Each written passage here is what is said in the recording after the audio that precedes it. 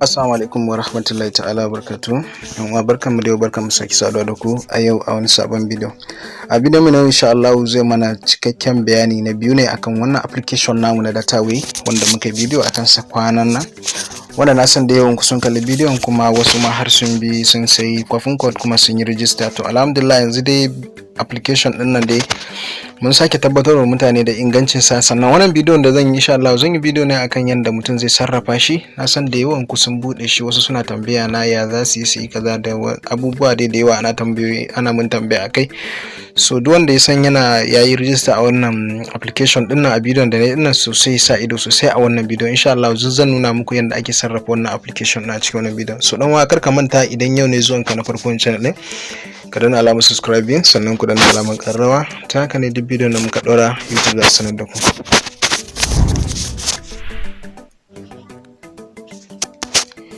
To kamar yadda kuke gani wannan application din ba wani boyayyen application bane, bar ma dan sita abin nan wayana. So application ne fitacce na data, kuma kamar yadda na gaya muku data ne mai matukar inganci a ciki, wato tana da quality sosai. Kamar yadda kuke gani wannan shine sign na application din nan, gashi nan wannan shine logon sa. So kamar yadda na gaya muku ba a dauko shi a Play Store. Yanzu inda za mu je Play Store mu searching na Dataway ba za ku samu wannan application din ba, wani application daban suke bayarwa wanda kuma ba shi bane. Za ku gani kamar haka, idan da za mu searching za ku ga application din zai fito mana, kun gan shi. Za ku ga a fuskan kamar wancan komai da komai za ku ga su, amma kun ga tun daga content na cikin sa za ku ga cewa ya bambanta. Kun ga gurin login nan wannan, kun gani, kun ga. So ba shi bane, bayan da za a yi ka bude wannan ya maka aikin da wancan yake. So dole wancan link din sa ake karba a gurin wanda yake da shi, sai a je a yi downloading din sa.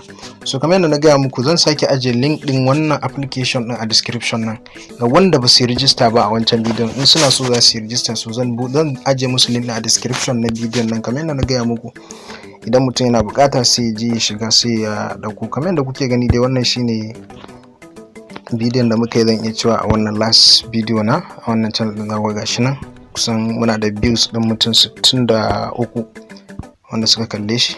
So already yanzu idan ka bude shi kamar haka kana kallo, idan wannan bidiyon kuka yanzu, so zaka duba nan description ne zaka samu wannan abun da nake gaya maka, zaka duba wannan gurin.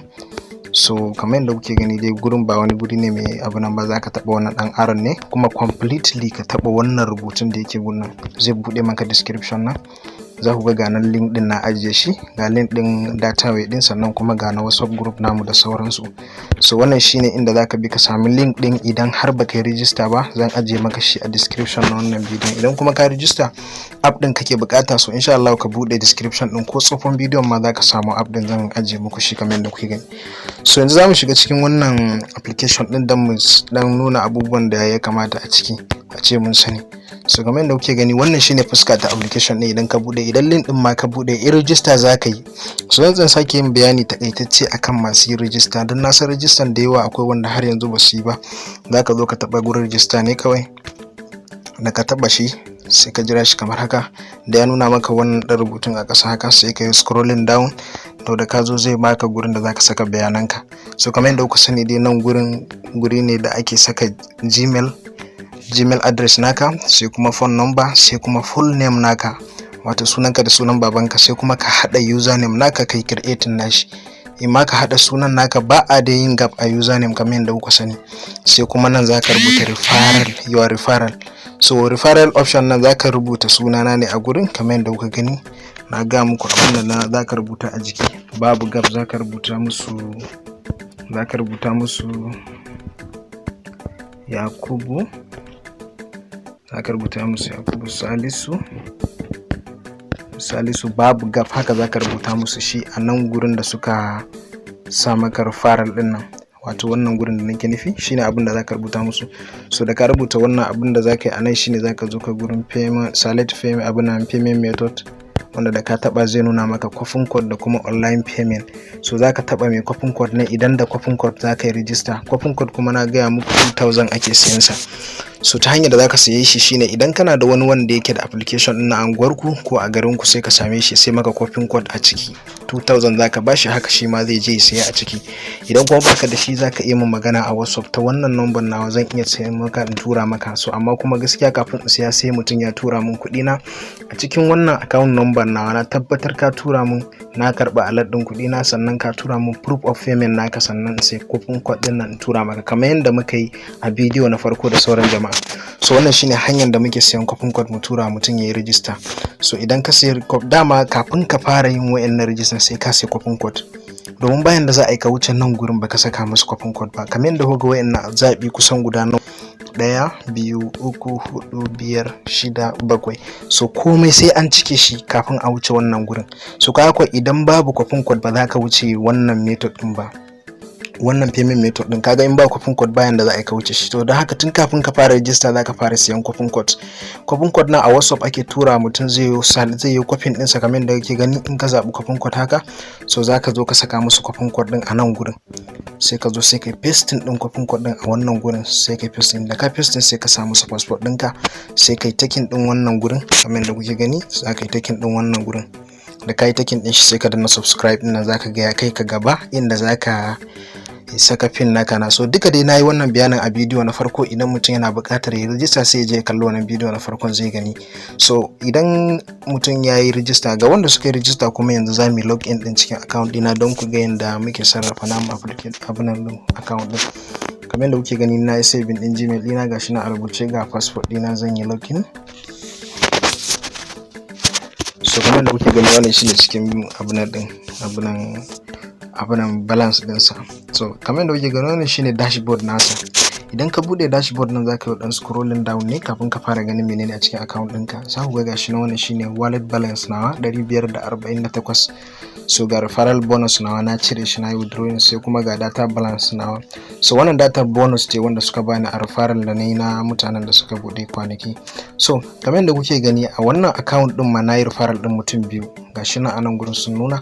Dama account din na dan dade bana amfani da shi, duk da cewa ina da account sun kai guda 3 na Dataway din nan, saboda nayi safe referral na dan samu kuɗi a ciki, wanda a yanzu haka kuma zaka iya yin safe referral kuma ka samu kuɗi a jikin sa.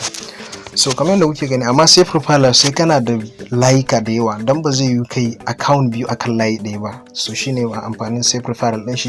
Idan kana da layi sun kai guda 4 zaka iya yin safe referral, ka bude a wannan, ka bude a wannan, kowanne in ka bude za su baka kudin referral, za su baka naira 1000, sannan za su baka abunan 2 gig na referral na mutum daya. So sannan 2000 da kai register da ita kuma za su baka datar wannan 2000 ka zo ka bude da shi. So ga wanda suka nace musu za su yi copy code, kar ku ji an ce za ku sai copy code da registration. Duk copy code da ka saya na 2000, idan ka bude account ɗinka zaka zo ka samu data an baka guda 2000 a cikin wannan data balance ɗin kamar yadda kuke gani, wanda kuma a ranar zaka iya cire ta ko kuma zaka iya fara amfani da ita. So kamar da kuke gani wannan shine dashboard na wannan application din. Kamar yadda kuka sani, zaka yi scrolling down ka zo ka duba balance ɗinka. So idan mutum yana so ya sayi data, zaka yi ƙasa ne sai ka zo gun da aka saka data, buy data nan. Kamar yadda kuka sani dai, za duk wannan din na nuna shi a wancan bidiyon. So idan mutum yayi clicking na gurin zai bude masa, sai ya selecting network da sauransu. Ga kuma gurin siyan airtime, ga kuma bill payment. So wannan gurin ma na muku bayani a wancan bidiyon. Ga kuma gurin da na gaya muku na siyan copy code ga wanda zai register. Idan zaka siya masa, da ka zo ka taba gurin na haka zai bude maka, sai ka sayo mutum copy code. To kamar yadda na gaya muku, copy code nan 2000 ake sayar da shi. So yanzu bari mu ga siyan data.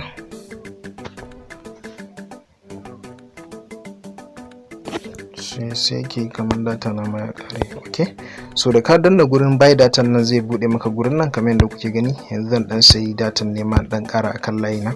So barin sai half gig. So kamar yadda kuke gani, ga abun da yanda tsarin yake anan, za ku ga cewa gashi nan abunan half gig za su baka shi a naira abunan guda 500 kenan.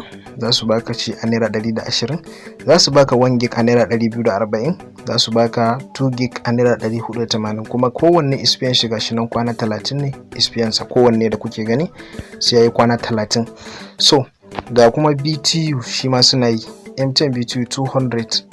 Idan ka sayi BTU nan ka sayi 200 naira, za su baka 200 MB, sannan kuma za su baka shi kwana 2. So wannan B2B dai gaskiya ba harka na bane, amma wanda suke yi sun san menene sun suka bude za su zo su duba tsarin gashi ne da suka rubuta. So kamar yadda kuke gani yanzu na yi clicking din half gig, zan sayi 128 data a naira 120 kamar yadda kuke gani. So da na yi clicking sai in zo sai in danna sai in saka number waya da zan tura wa datar. So a wannan application na akwai wanda ya tambaye ni cewa shin datan an siya expire take yi, tana yin expire ne idan mutum bai sayar ba? Amsan shi ita ne, wannan application din da kake gani baya ajiye data, kudinka da kasa shi yake ajiye maka. Lokacin da zaka sayi data a lokacin zai siyar maka data. Datar ka sai ta zo kan layin ka ne in ta kwana 30 za ta expire, amma a cikin wannan application din data baya expire kamar yadda na gaya muku. So data ba ta expire domin dama datan ba ma a siyan ta ajiye ta a cikin wannan application din. Datan tana nan a cikin kudinka ne kawai, shine abin da zaka iya ka sayi data da shi. Kamar yadda kaga nake siyan data a yanzu nan, haka duk sanda ka tashi siyan data haka zaka siya, idan wani ne ma haka zaka siya masa data. So kun ga kenan datan ma a lokacin da ake amfani da ita lokacin ake siyan ta. So kun ga ya tabbata cewa ba a ajiye data a cikin wannan, in dai ba irin nan ba, irin wanda suke ba mutane. So irin wannan ta bonus din kuma dama ita ma expiring date ɗinta dai kwana 30 ne. So kwana 30 dai na san insha Allah ko da keypad kake amfani da shi zaka karar da ita. So sai kaman ba da data ma a ciki.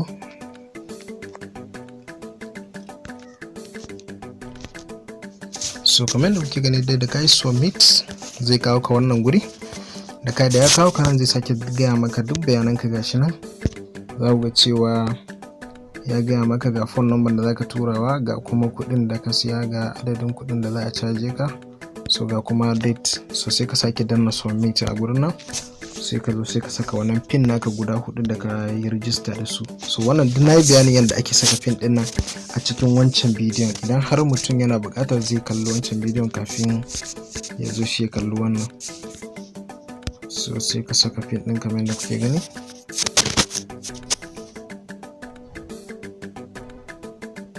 So already kun ga yanzu shikenan na sayi data na, already na riga na siya, sai kawai in jira saukanta.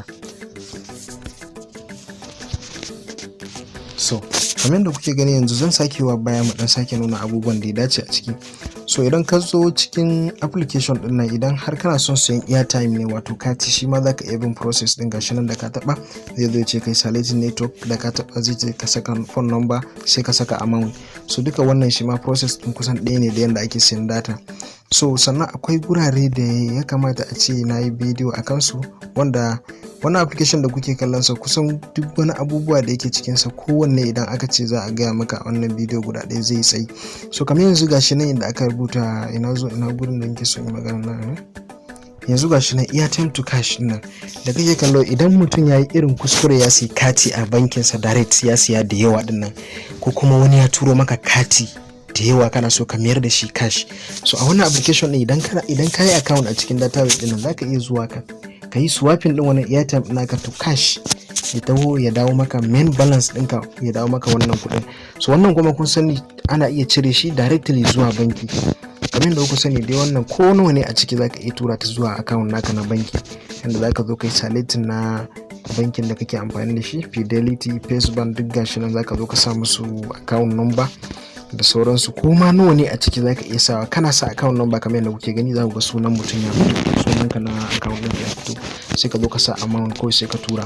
So wannan application yana da matukar amfani, ko da ba za ka sai da data a cikin sa ba, in dai kana amfani da data ya kamata ka buɗe shi ka dinga sayan datan ka a cikin sa.